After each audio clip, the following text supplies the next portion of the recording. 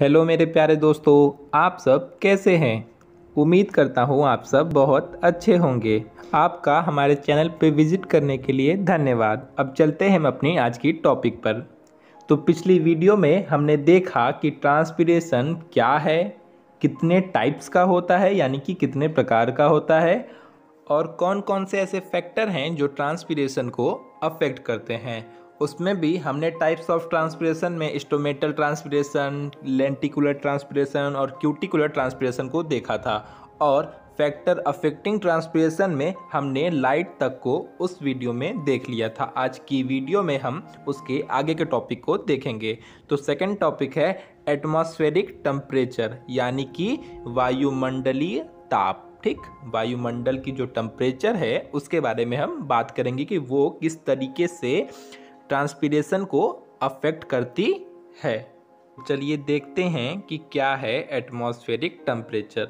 तो एटमॉस्फेयर का टेम्परेचर जितना अधिक होगा ट्रांसपीरेशन की रेट उतनी ही ज़्यादा होगी, और एटमॉस्फेयर का टेम्परेचर जितना कम होगा ट्रांसपीरेशन की रेट उतनी कम होगी। यानी कि जो ट्रांसपीरेशन की रेट है वो टेम्परेचर के ऊपर डिपेंड करती है। आपको बात समझ में आई? नहीं समझ में आई? ऐसे समझ लीजिए, एक एग्जांपल देखिए।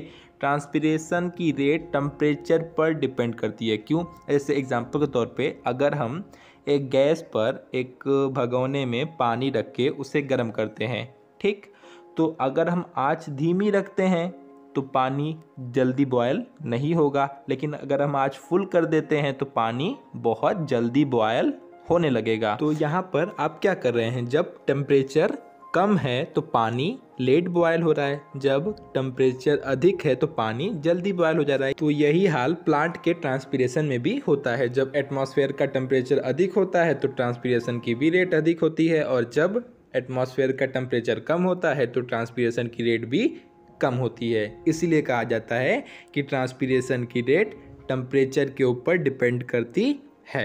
अब मैं उम्मीद करता हूँ आपको समझ में आ गया होगा। अब हम अपनी सेकंड टॉपिक यानी कि एटमॉस्फेरिक ह्यूमिडिटी को देखते हैं। तो ह्यूमिडिटी का मतलब होता है आर्द्रता। आपने सुना होगा ह्यूमिडिटी यानी कि आर्द्रता या नमी। ठीक, एक मॉइस्चर कहते हैं ना, नमी, वही होती है ह्यूमिडिटी। तो देखते हैं इसमें, तो ड्राई एंड मॉइस्चर एयर, ठीक, ट्रांसपीरेशन को अफेक्ट करती है।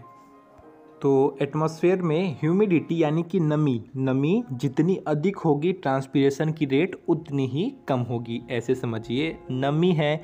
अब सोचिए अगर प्लांट यानी कि पौधों की पत्तियों के बाहर खुद ही नमी हो यानी कि मौसम ठंडा हो, ध्यान से सुनिए, मौसम ठंडा हो तो वहाँ की वायु गर्म नहीं है, इस वजह से वो ट्रांसपीरेशन कम करते हैं। बात समझ में आई? पत्तियों के आसपास की जो एरिया है अगर वो ठंडी है तो वो उतनी मात्रा में ट्रांसपीरेशन नहीं करते हैं, इसी की वजह से ठंडियों में ट्रांसपीरेशन की रेट घट जाती है। अगर आपको फिर भी नहीं आता है आप हमें कमेंट कीजिए, हम आपको फिर से आपके लिए एक वीडियो बना देंगे इस टॉपिक पे।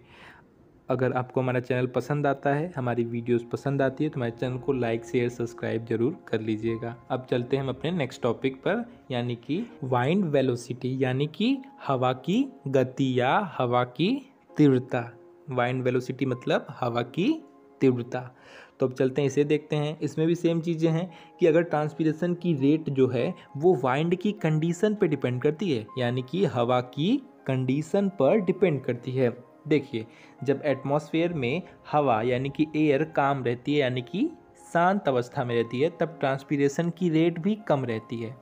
अगर ट्रांसपीरेशन की रेट इसमें हवा के ऊपर डिपेंड कर रही है, बात समझिएगा।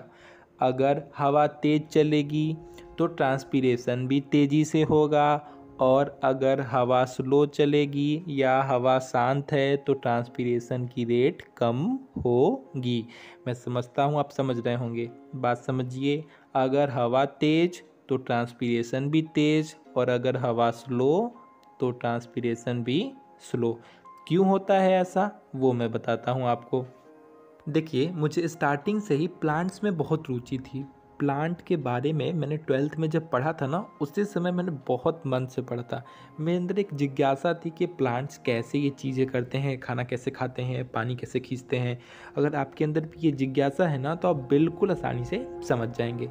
तो अब हम बताते हैं आपको कि कैसे ट्रांसपिरेशन की रेट हवा की गति के ऊपर डिपेंड करती है। तो सुनिए, जब पत्तियाँ ट्रांसपिरेशन करती हैं तो पत्तियों के जो आसपास की एरिया होती है, वहाँ पे वो जो पानी वाष्प के रूप में जाता है, उसकी वजह से जो आसपास का एरिया होता है वो ठंडा हो जाता है। ठीक है, बात समझने की कोशिश कीजिए। जब ट्रांसपिरेशन होता है तो जो पत्तियों की आसपास की एयर होती है ना, वो हो जाती है ठंडी। ठीक, अगर हवा चलती है तो क्या होता है कि जल्द ही वहाँ से वो वाली हवा हट जाती है और न्यू हवा आ जाती है। बात समझ रहे हैं? हवा अगर तेज़ी से चलती है तो वो जो वहाँ पे हवा है, यानी कि जो ठंडी हवा है, वो चली जाती है और उसकी जगह पे गर्म हवा आ जाती है। इसकी वजह से पेड़ पौधों को फिर से करना पड़ता है और उस हवा को ठंडी करना पड़ता है। फिर से सेम वही प्रोसेस होता है, हवा चलती है और वो हवा वापस आगे चली जाती है। इस वजह से वाइंड की कंडीशन है, उसके ऊपर ट्रांसपिरेशन की रेट डिपेंड करती है। अगर अब भी ना समझ में आए, आप बेझिझक कमेंट कीजिए, मैं आपके लिए एक अलग वीडियो बनाऊंगा और आपको बिल्कुल आसानी से समझा दूंगा। काफ़ी सिंपल है, ध्यान से समझने की कोशिश कीजिए, रटना नहीं है, सिर्फ समझने की कोशिश कीजिए, फिर आपको खुद ही याद हो जाएगा, फिर आजीवन याद हो जाएगा। तो अब तक हम एक्सटर्नल फैक्टर पढ़ रहे थे, यानी कि बाहरी फैक्टर, बाहरी कारक जो ट्रांसपिरेशन को अफेक्ट करते हैं। अब इंटरनल फैक्टर कहते हैं कि कौन कौन से ऐसे आंतरिक कारण हैं जो ट्रांसपिरेशन को अफेक्ट करते हैं। उस इंटरनल फैक्टर में 3 नाम आते हैं। पहला रूट सिस्टम, दूसरा लीफ स्ट्रक्चर और तीसरा द स्टेम, यानी कि जड़, तना और पत्ती। तो चलते हैं हम अपने नेक्स्ट टॉपिक पे, वो है रूट सिस्टम। रूट सिस्टम क्या है उसे देख लेते हैं। तो प्लांट की रूट सॉइल के अंदर ज़्यादा डीपली हो तो वाटर का एब्जॉर्प्शन आसानी से भी होता है और ज़्यादा से ज़्यादा भी होता है, जिसकी वजह से ट्रांसपिरेशन इंक्रीज हो जाती है। जबकि यदि प्लांट की रूट सॉइल के अपर लेयर पर हो तो वाटर का एब्जॉर्प्शन कम होता है, जिसकी वजह से ट्रांसपिरेशन डिक्रीज हो जाती है। अब समझाने की कोई ख़ास ज़रूरत है नहीं, लेकिन मैं फिर भी बता दे रहा हूँ। जब रूट जो होती है वो बहुत डीपली होती है तो जाहिर सी बात है ज़्यादा से ज़्यादा पानी खींच पाती है। तो अगर ज़्यादा से ज़्यादा पानी खींच पाएगी तो उतने ही ज़्यादा ट्रांसपिरेट कर पाएगी। और अगर उसकी जड़ अपर लेयर में ही रहती है, बहुत ज़्यादा मिट्टी के अंदर नहीं होती है, तो वो उतना मात्रा में ट्रांसपिरेशन नहीं कर पाती है।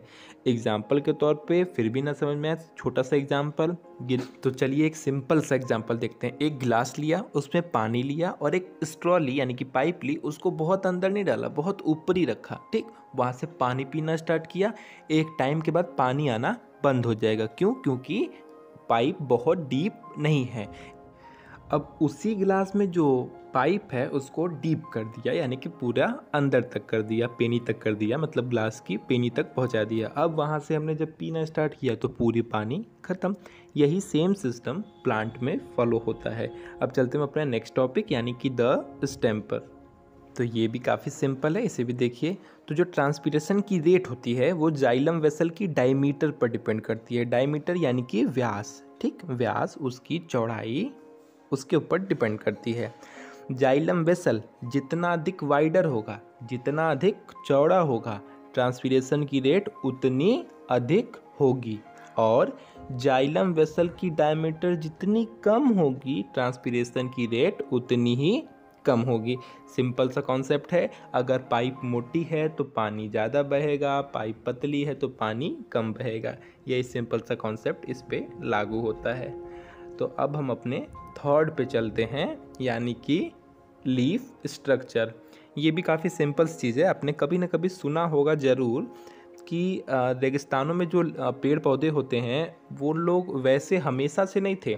जब वैसी कंडीशन हुई तो उन लोगों ने अपने, मतलब प्लांट्स ने अपने स्ट्रक्चर में चेंजेस लाए ताकि कम से कम ट्रांसपिरेशन कर सके। क्योंकि अगर पत्तियाँ चौड़ी नहीं रहेंगी, नुकीली हो जाती हैं, तो उनके स्टोमेटा और भी कम हो जाते हैं। पत्तियाँ अगर फ्लैट रहती हैं, खुली रहती हैं, पूरा उस पर अच्छे से स्टोमेटा इंस्टॉल रहते हैं, तो वहाँ से वो ज़्यादा से ज़्यादा मात्रा में पानी का ट्रांसपिरेशन करते हैं।